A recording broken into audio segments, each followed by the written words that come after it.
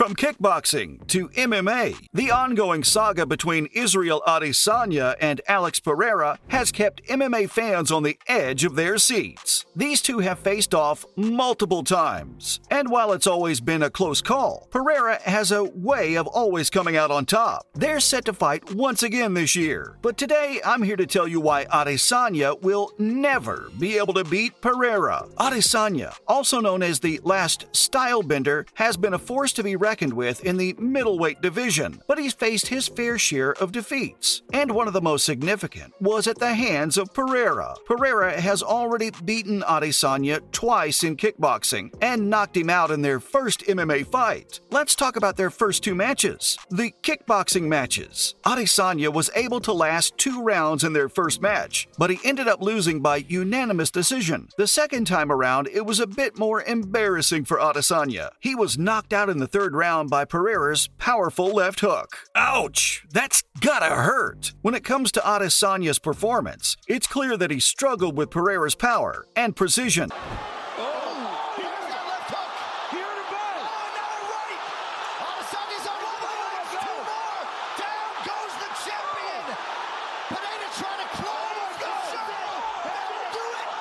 He wasn't able to find his rhythm and was constantly on the defensive. Meanwhile, Pereira was able to land multiple strikes and score points throughout both matches. On the other hand, Pereira's performance was impressive. He was able to use his kickboxing background to his advantage and showcase his striking abilities. His power was on full display, and it was clear that Adesanya was no match for him in the ring. Of course, it's pretty much impossible to beat Pereira in kickboxing.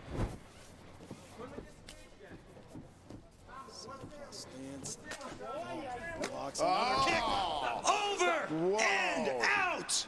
That's the power. Holy.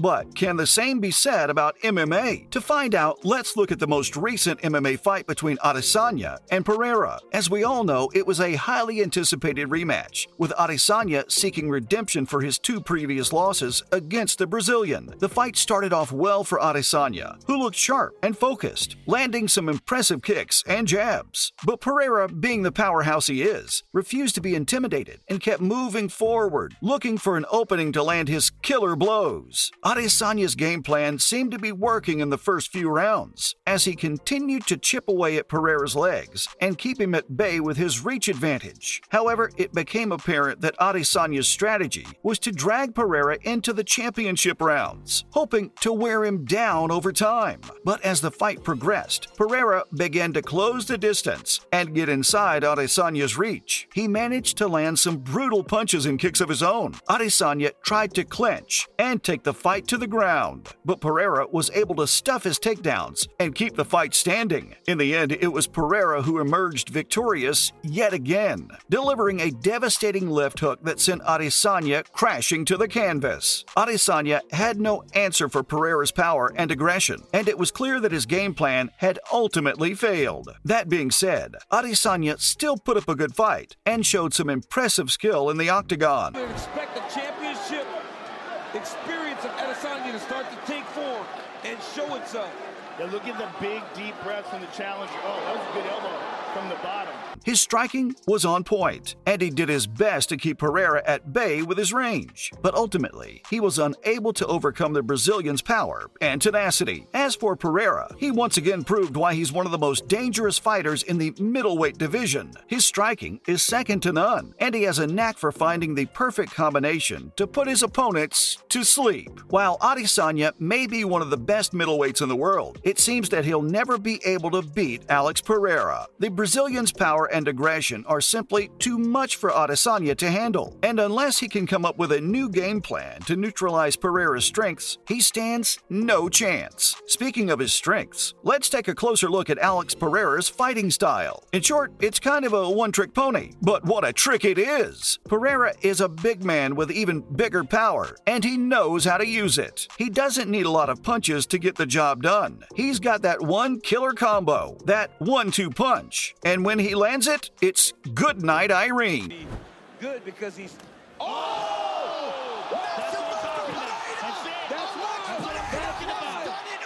That's why. You That's why. cannot stand in front of that man. So why is it so difficult for Adesanya to beat him? Well, as I've already discussed, Adesanya's game plan in their last fight was to drag Pereira into the championship rounds and then chip away at him from long range. But here's the problem. Pereira only needs to land one punch to end the fight. He doesn't need to outstrike Adesanya over the course of 5 rounds. He just needs to land that 1-2, and it's all over. Adesanya is a smart fighter, and he knows this. But it's easier said than done to avoid a big punch from someone like Pereira. It's like trying to avoid a mosquito in a room. You can try all you want, but eventually that little bugger's gonna land on you and start sucking your blood. In other words, Pereira's fighting style is a nightmare for anyone who wants to fight him. He's got the power to end the fight at any moment, and he only needs to land one punch to do it. He's like fighting a ticking time bomb. One wrong move, and it's all over. Of course, Adesanya is no slouch either when it comes to his own fighting style. He's known for his technical striking, which he honed as a professional kickboxer before transitioning to MMA. He's got quick hands, excellent footwork, and a vast arsenal of kicks. He's like a Swiss Army knife, but with legs instead of blades. However, despite his impressive skills, Adesanya's fighting style is not effective against Pereira. Why, you ask? Well, for starters, Adesanya tends to rely heavily on his long-range striking. He likes to stay on the outside and pick apart his opponents with his jabs. The problem is that Pereira has a significant reach advantage over Adesanya, so staying on the outside is not going to work. On top of that, Adesanya's style is not well suited to close-range exchanges, which is where Pereira excels. He likes to keep his opponents at bay with his kicks and punches, but if he gets pushed into the clinch, he's not as comfortable. Pereira, on the other hand, is a monster in the clinch. He's got excellent, dirty boxing skills and can do serious damage with his knees and elbows. It's a pretty tragic situation for Adesanya all around. It's not that he's a bad fighter, but more of the fact that he's found his kryptonite in Alex Pereira. So when you look at the history of the fights and the styles of these two incredible fighters, it's glaringly obvious who's the better man. While Israel Adesanya is undoubtedly an incredible athlete, Alex Pereira has him beat every step of the way. Adesanya has tried everything from leg kicks to clinching to grappling to avoid Pereira's knockout power, but none of it has worked so far. Pereira's size, power, and precision striking seem to be a bad matchup for Adesanya's style. And as much as it pains me to say it, I don't see a scenario where Adesanya comes out on top. Sure, Adesanya might be able to win another title or two in his career, but as long as Pereira is in the picture, the throne will always be out of his reach. It's a harsh reality, but it's the reality he's gonna have to deal with. In the end, it's not just about who's the better fighter, it's about the styles and the matchups that make certain fighters unbeatable. And for Adesanya, it seems that Pereira is just that one unbeatable opponent.